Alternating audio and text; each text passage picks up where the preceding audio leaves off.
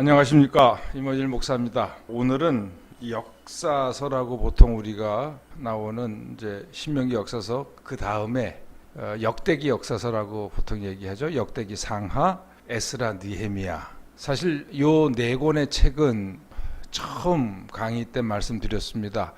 히브리 성경에서는 이게 역사서의 정기 예언서에 들어가지 않고 성문서로 들어가서 저도 성문서에서 조금 다루려고 했었는데 우리 임상주 연출자께서 그냥 목사님 이게 성경에는 순서대로 이 네 권의 책이 나오니까 그냥 여기서 다루시는 게 좋지 않을까요? 이렇게 말씀하셔서 그래서 오늘 역대기, 상하, 에스라, 느헤미야에 대해서 이 네 권의 책에 대해서 간략하게 개관을 하고 예언서는 다음 주부터 시작하도록 하겠습니다.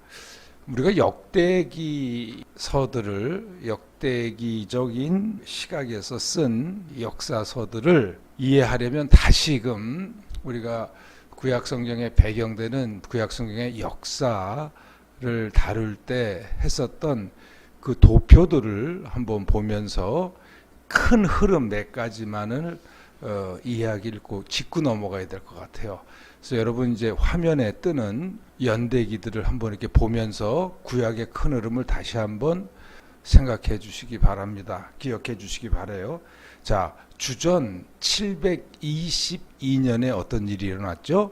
주전 722년에는 아시리아에 의해서 북왕국이 멸망합니다. 그리고 그 다음에 이제 남유다 혼자 남아 있다가 북이스라엘이 멸망하고 남유다만 한 135년 이렇게 역사가 지속되다가 주전 587년, 이 해는 참 중요하죠. 결국 남유다도 이번에는 바벨론에 의해서 멸망했습니다. 자, 그리고 나서 약 50년이 지난 581년, 주전 581년에 세계는 변했습니다. 589년에 페르시아에 의해서 바벨론이 멸망하고 바벨론이 차지하던 전 세계가 페르시아 제국의 지배하에 들어갑니다. 그 초대 왕이 페르시아의 왕이 고레스라고 성경에 나오죠. 이 고레스인데 고레스가 즉위하고 다음 해 581년에 이런 칙령을 발표합니다. 바벨론의 포로로 왔던 모든 각 족속은 자기 고향으로 돌아가서 그 다음에는 자기들의 신들을 섬기는 성전도 짓고 모두 자유롭게 자기의 민족들과 함께 살아가도록 해방령을 발표합니다. 그래서 538년에 제1차로 바벨론에서 포로 생활하던 유대인들과 약간의 베냐민 사람들이 귀환을 합니다.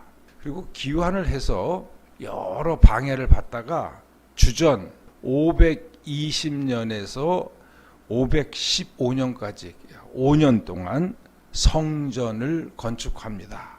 그게 제2 성전입니다. 제1 성전은 솔로몬이 지은 거고 그거는 완전히 파괴됐고 그 터 위에 두 번째 귀한 세대들에 의해서 성전이 건축됩니다.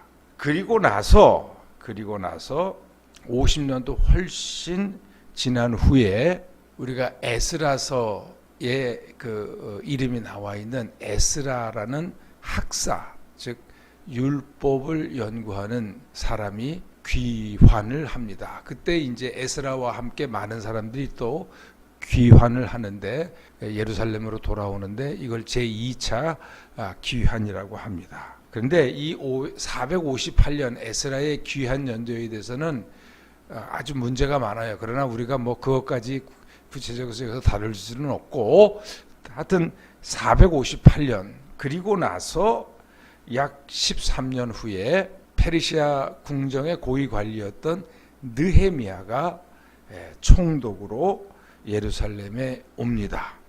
그리고 나서 약 400년경에 그러면 여러분 포로 귀환으로부터 약 138년입니다.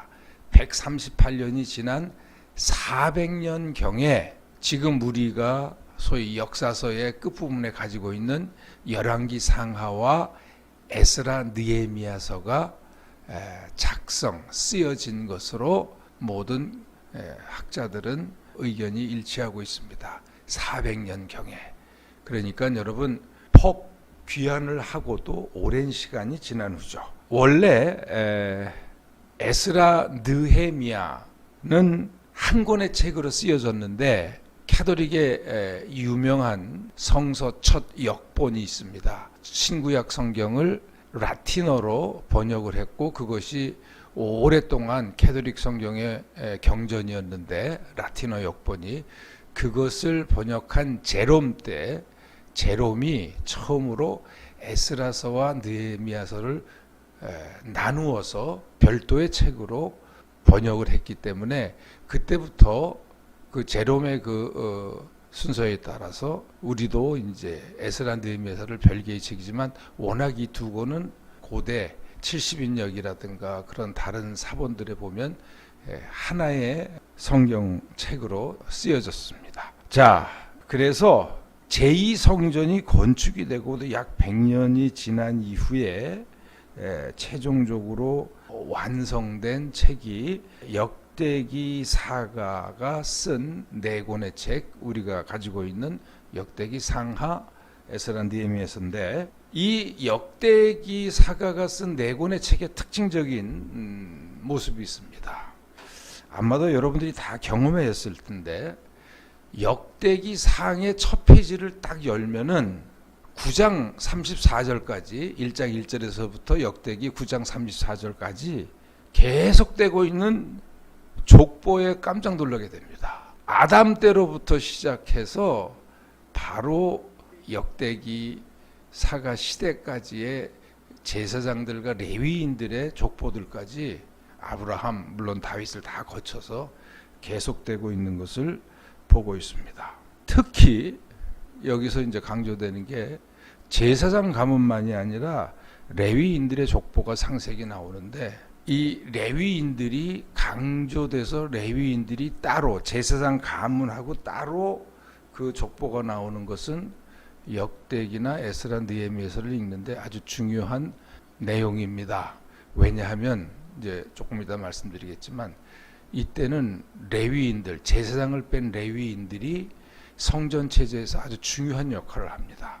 행정가의 역할도 하고 재판관의 역할도 하고 또 성전을 갖다가 관리하는 사람들의 역할을 하기 때문에 그런데 그건 나중 얘기고요. 근데 이 역대기에서만 이렇게 족보가 나오는 게 아니고 에스라서도 보면은 2장에서 1차 귀한 시에 그 귀한 가문과 족보들이 나오고 또 에스라 귀한 2차 귀한 시 때 함께 했던 사람들의 가물며 족보가 또 8장에 가서도 또 길게 나옵니다. 근데 느헤미야서에서도 7장에서 귀한 명단이 다시 반복되고 예루살렘에 정착, 그 주변의 인근에 정착했던 귀환 세대의 가문별 족보가 11장에서 12장까지 걸쳐서 상세히 다루고 있습니다. 자, 이렇게 왜 역대기 기사에서는 족보 또는 가문별 명단을 중요하게 생각하고 자세하게 또 반복하여 다루고 있는가? 이것이 우리가 이제 역대기의 특징을 살피는 데 중요한 단서가 됩니다. 그 이유는 귀환 이후에 이 귀한 세대가 정착하면서 직면한 당시의 사회적, 문화적, 종교적 다양한 문제 때문에 그러합니다. 첫째는 어떤 문제가 있냐면은 혼합 문화입니다.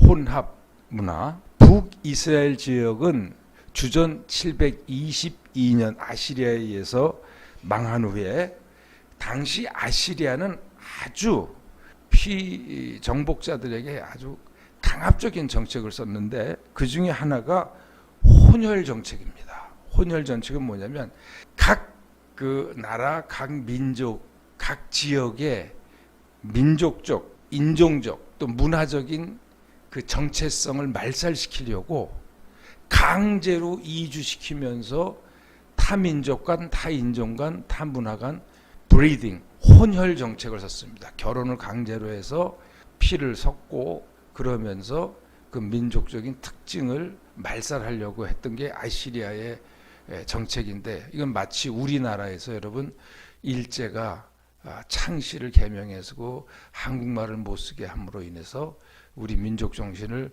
말살시키려 했던 그런 것에 그거보다 더 가혹한 정책이죠. 이러한 아시리아의 정책이, 아시리아는 망했지만 그런 상태에서 약 200년의 세월 동안 진행되었고, 그 결과가 북이스라엘이건 옛날 이스라엘 지역에 그러한 브리딩, 혼혈된 다양한 문화들이 정착하고 있었습니다.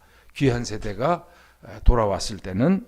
그래서 이 귀한 세대들은 자기들은 정말 이스라엘의 순전한 남은 자들이다, 순수한 혈통이다, 순수한 이스라엘의 하나님의 백성이다라는 자부심이 있었는데, 이렇게 북이스라엘 사람들을 민족 공동체로 한때는 함께 했었던 12지파의 그 혼혈이 됐지만 그 후손으로 받아들일 것이냐 말 것이냐 하는 문제가 귀한 세대들이 당면한 아주 중요한 문제였습니다. 이제 여러분들이 에스라를 읽다 보면은 사마리아 사람들이라고 얘기합니다. 이 사마리아 사람들이 바로 원래는 유대인들이었지만 이렇게 타민족과 혼혈 또 그 결혼을 하면서 혼혈 세대들입니다. 여러분, 이렇게 북이스라엘 사람들을 사마리아라고 부르는 이 당시의 그 전통은 예수님 때까지 이어지죠. 그래서 예수님께서 사마리아 지역을 지나가실 때 사마리아 여인이, 그래서 이때는 바로 이 에스라 때의 영향을 받아서 사마리아 사람들을 동족으로 취급하지 않고 이방인으로 취급했었습니다. 그것이 바로 기원이 된 것이 722년입니다. 주전. 그러니까 예수님이 오시기 전에 700년 전에 벌써 그런 일이 벌어졌던 거죠. 그래서 이 사마리아 사람, 이 사람들은 이런 귀한한 사람들이, 비록 주류가 이제 유다지파 사람들이죠. 그래서 유대인이라는 말이 유다지파라는 말에서 온 겁니다. 이 사람들이 성전을 세우고자 할 때 사마리아 사람들도 우리도 함께, 우리도 이스라엘의 후손이다라고 하면서 우리도 이 성전 재건축 사업에 참여하겠다고 얘기했지만, 이 유다지파 이 귀한 1세대가 뭐라고 얘기했냐면, 당신들과 우리들은 관계가 없습니다. 에스라 4장 3절에 나오죠. 그래서 거기서 아주 선을 확실하게 그어버리고, 당신들은 이방인입니다. 우리의 이 아브라함부터 이어지는 이 역사와 하나님의 구원받은 민족들의 이 흐름에 당신들은 더 이상 우리와 함께 할 수 없는 이방인입니다 하고 선을 확 긋고, 귀한 세대만, 즉 유대인과 약간의 베냐민 지파 사람들만 중심으로 이스라엘 역사의 재건을 시작한 것입니다. 따라서 혈통의 순수성이 강조되었는데, 이는 민족의 정체성, 이스라엘 민족의 정체성을 신앙적인 공동체로 확립하기 위한 귀한 세대의 아주 절박한 신앙적이고 사회적이고 문화적인 필요 때문입니다. 이 민족의 정체성을 확립하는 데 있어서는 이방인들과의 결혼, 그로 인해서 종교적 문화적인 혼합주의, 민족의 정체성 확립에 여러분 사실 가장 중요한 게 언어입니다. 언어. 그런데 이방 여인들과 결혼을 하고 그러면서 그 사이에서 태어난 아이들이 보면은 다 어머니의 모국어를 따라 이야기하더라. 그러면서 히브리어가 사라지는 겁니다. 즉 이스라엘 민족의 고유한 언어가. 그 문제가 느헤미야 13장 24절에 나오는데, 그래서 결국 에스라 느헤미야는 이방 여인들과 이미 결혼해서 가정을 이루고 자녀까지 둔 그런 가정이라 할지라도 여러분들이 이 이스라엘의 민족의 역사에 재건하려면은 이혼을 하고, 즉 이방 여인과 그 사이에 사는 아이들을 다 내쫓고 들어와라.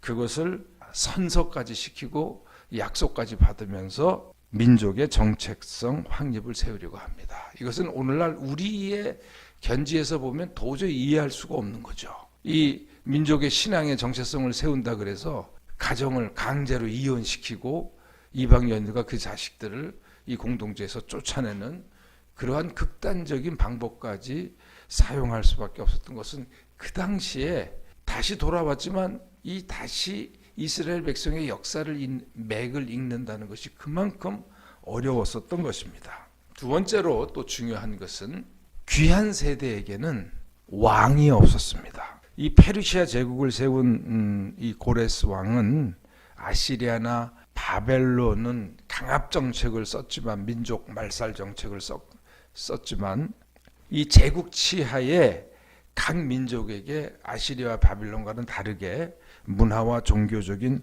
관용책을 썼습니다. 그래서 각 자기들이 믿었던 신들을 고유하게 믿는 것을 허락하고 신전까지 짓는 것도 허락했지만, 그들이 귀환을 해서 정치적으로까지 독립하는 것을 허락한 것은 아니었습니다. 즉 자기들의 왕을 세우고 비록 페르시아의 지배를 받으면서도 독자적인 정치 세력을 키우는 것은 허락하지 않았습니다. 그래서 이 귀한 세대들의 꿈은 끊어졌던 다윗 왕조를 재건하는 것이었지만 이것까지는 허락되지 않았습니다. 그래서 이들은 왕이 없지만 예배, 야훼 하나님만을 예배하는 공동체로서의 민족의 정통성과 정체성을 확립하려고 했습니다. 왕은 없지만 그러나 제사장을 중심한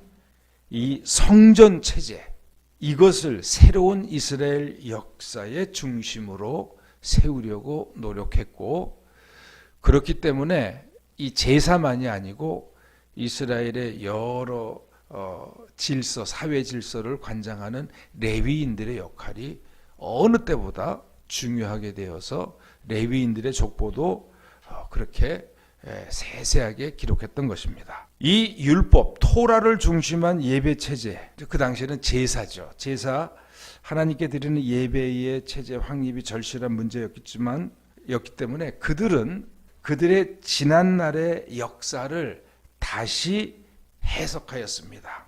성전 건축은 물론이고 성전을 중심한 예배 체제를 최초로 확립한 이는 다윗이었고 그 다음에 솔로몬 때였습니다.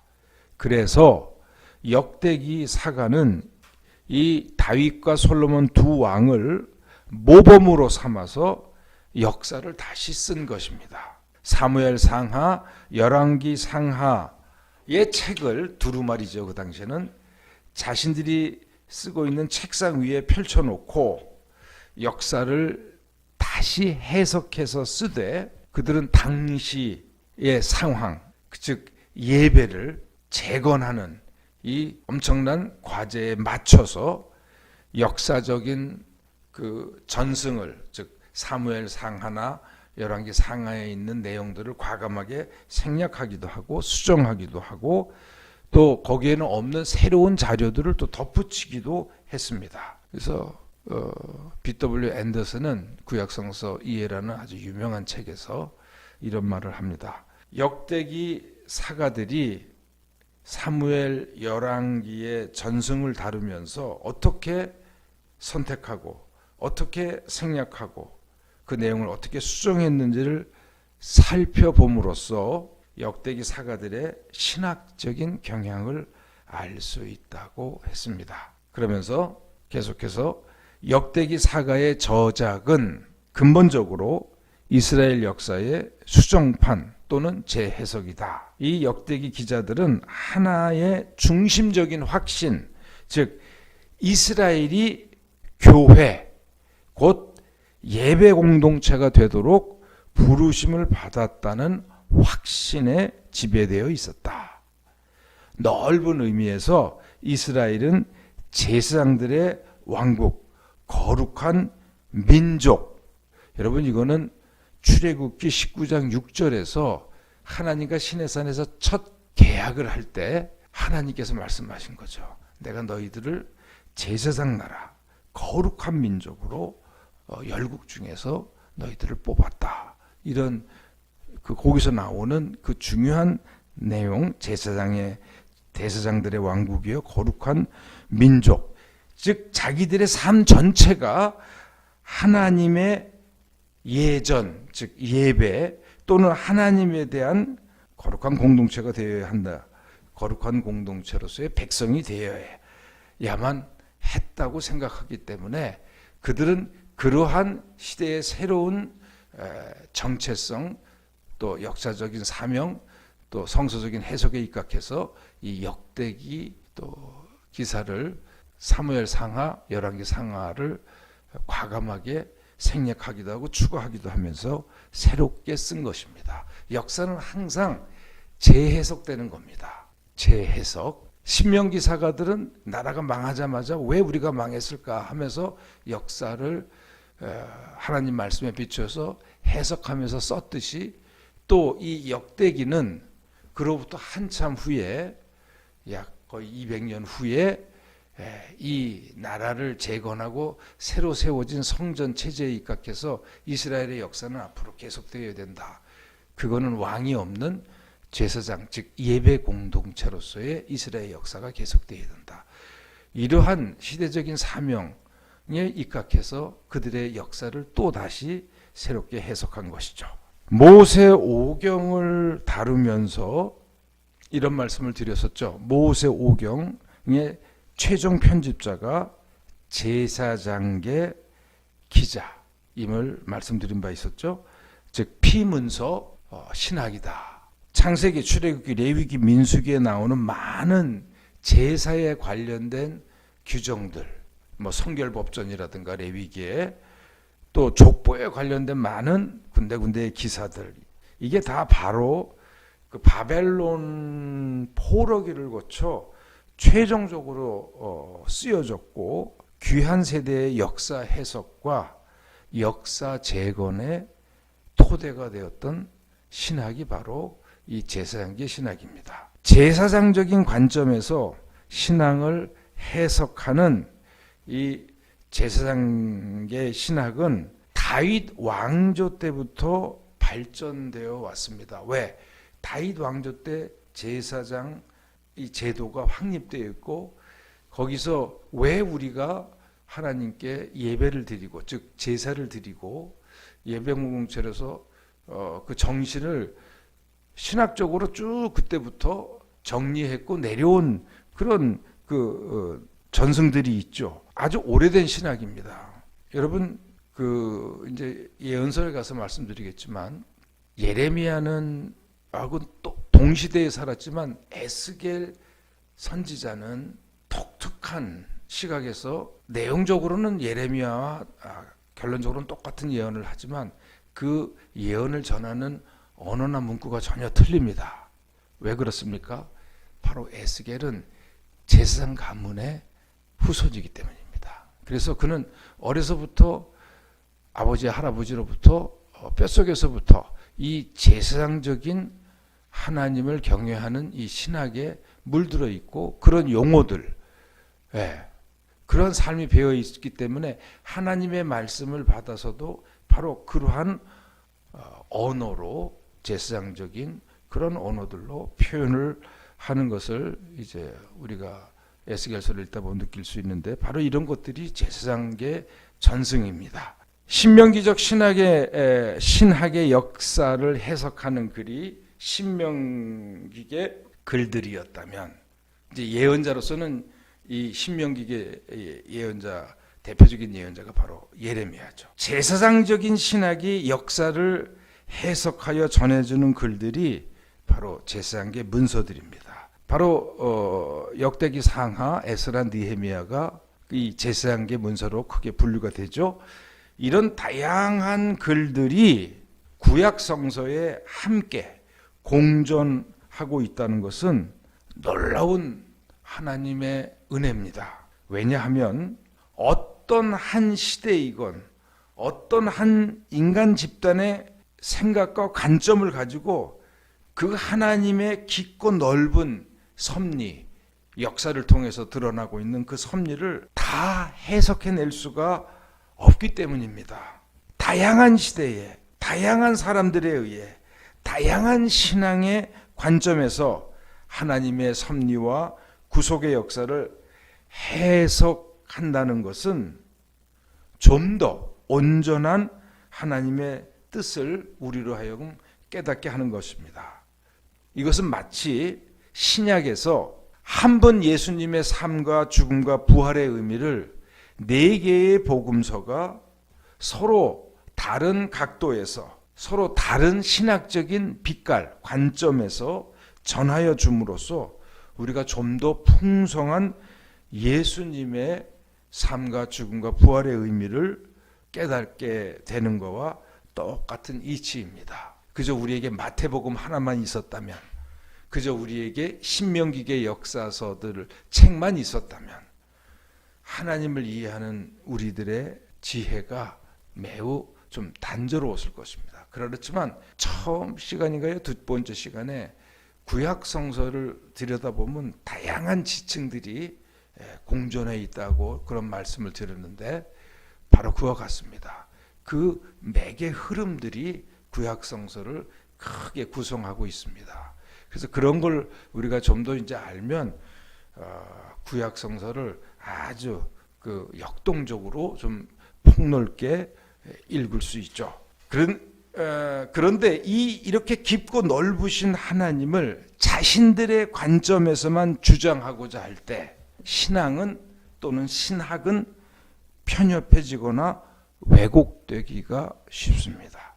철저한 율법 준수와 예배 공동체를 통한 그 귀한 세대의 신앙을 이끌었던 제사장 계열의 대표적인 인물이 바로 에스라 학사거든요. 후대 사람들은 이 에스라가 바로 유대 민족의 율법주의와 민족주의의 그 폐쇄적인 소위 말하는 유대교를 창시한 사람이라고 부르기도 합니다.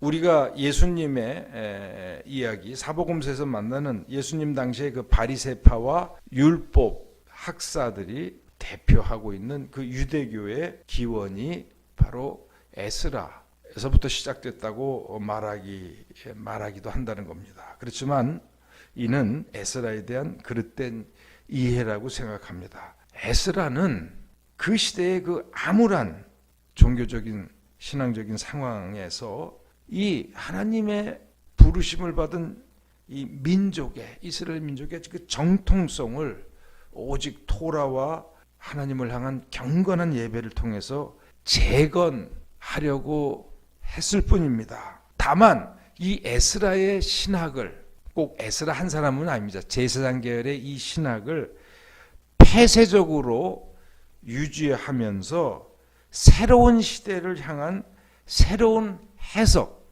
하나님의 섭리와 계시를 통해서 해석을 게을리했던 그 후대들의 책임입니다. 이제 페르시아 시대도 가고 이제 나중에 또 우리가 얘기했지만 헬레니즘, 즉 알렉산드리아에서 세계가 정복되면서 새로운 헬레니즘 문화가 이 이스라엘에 몰려올 때 그때 이들은 어떻게 대처했던가? 그것은 다음에 기회가 있으면 말씀드리고, 어쨌든 그저 우리만이 하면서 이런 변화하는 세계에서 자기 중심적인, 자기 신학 중심적인 좁은 편협한 내용을 가지고 됐을 때 종교는 내용을 잃어버리고 껍데기만 생기는 거죠. 남게 되는 거죠. 그것이 바로 편협한 유대주의지. 에스라가 물론 그렇게 오해할 만한 강제로 이혼을 시키고 오직 족보에 확인되는 사람들 외에는 공동체 안에 들이지 않은 이러한 아주 순혈통주의적인 정책을 수행했던 것은 그런 오해도 받을 수 있지만 사실 그 시대의 험악한 상황을 이해하지 못하면 우리가 오해하기 쉽습니다. 자, 어떤 한 시대의 신앙의 관점, 어떤 신학, 그 하나님의 말씀을 해석하는 그 신학도 신학이라 할지라도 역사 속에 드러난 하나님의 섭리를 다 말해줄 수는 없습니다. 하나님께서 친히 역사에 개입하신 그 사건들을 전후 좌후 사방에서 또 멀고 때로는 가까운 각 그 시점에서 거리를 달리하면서 다양하게 살펴봐야 합니다. 그렇지만 우리 인간들은 결국 자기 시대에 매일 수밖에 없는 한계적인 사람들입니다. 그래서 각각의 그 시대에 해석한 다양한 신앙적인 견해와 하나님의 말씀 이해, 그 풍성한 내용을 간직하고 있는 것이 바로 구약 성경입니다. 39권의 책이 한 시대가 아니라 다양한 시대가 저마다의 상황에서 토라에 입각해서 하나님이 그 말씀의 의미를, 섭리의 의미를 해석하려고 한 그 책들이 그 당시의 신학들이 다 모여 있는 것이 바로 39권의 구약성서입니다. 그래서 구약성서가 좀 어렵습니다. 다양한 역사적인 배경을 항상 뒤에다가 깔고서 기술하고 있는 구약성서이기 때문에 그 역사적인 상황을 우리가 모르면은 그냥 우리 성경책에 나오는 역대기 몇 장의 사건 요것만 달랑 떼어가지고는 그 말씀의 의미를 이해하기가 어렵습니다. 그래서 우리가 좀 더 구약성서를 폭 깊게 넓게 그런 역사적인 다양한 상황들을 좀 알고 우리들의 편협성을 뛰어넘어서 그 하나님 계시의 다양한 눈빛으로 구약 성경을 읽으면 하나님에 대한 정말 풍성한 지혜의 창고가 바로 구약 성서입니다. 자, 이것으로서 이제 간략하게나마 역대기계 역사서 네 권의 책에 대한 큰 흐름만 이렇게 잡고, 그렇게 되면 우리가 두 권의 책만 언급을 하지 않고 지금까지 왔습니다. 사사기와 사무엘상 사이에 있는 게 룻기가 있죠. 그리고 이제 이 역대기 사가가 쓴 글의 마지막에 또 에스더서가 있습니다. 그래서 이 두 권의 책만 언급을 안 했는데 그 책도 아주 우리가 읽으면은 유익한 내용들, 진짜 하나님의 역사는 이렇게까지 또 흐르는구나 하는 거 있는데, 한 가지만 여기서 말씀드리는 거는 구약에서 독특하게 룻기와 에스더서의 주인공은 여자들입니다. 여자들. 그래서 구약 성서에 보면 어떨 때는 깜짝깜짝 놀라는 게 있습니다. 그 고대 시대에 남성 중심적인 사회에서 성경은 과감하게, 구약 성경은 이런 여인들의 뛰어난 그 믿음의 행동들 또는 조국을 죽으면 죽으리라는 그런 심정으로 페르시아의 왕비 자리를 박차고 일어나서 민족 홀로코스트, 말살의 위기 앞에서 헌신하는 이 에스더의 영웅적인 모습들, 이런 것들을 기록하고 있는 책들이 또한 구약 성서에 있다는 것, 참 이것은 우리가 주목해야 됩니다. 사실 하나님 앞에서 여성과 남성의 구별이 어디 있습니까? 똑같은 인간입니다. 하나님의 사랑을 받는. 근데 하나님께서는 이런 역사의 왜곡된 현장을 다 아시면서도 그 속에서 하나님의 섭리를 이끌어 가시면서 하나님의 그 인간들을 향한 근본적인 시각이 무엇인지를 우리에게 다양한 책들을 통해서 이렇게 또 가르쳐 주시는 거죠. 이제 이렇게 하면은 우리가 소위 말하는 구약의 역사서를 다 마치고 이제 다음 주부터는 예언서를 통해서 여러분을 만나보도록 하겠습니다. 오늘은 여기서 마치겠습니다. 감사합니다.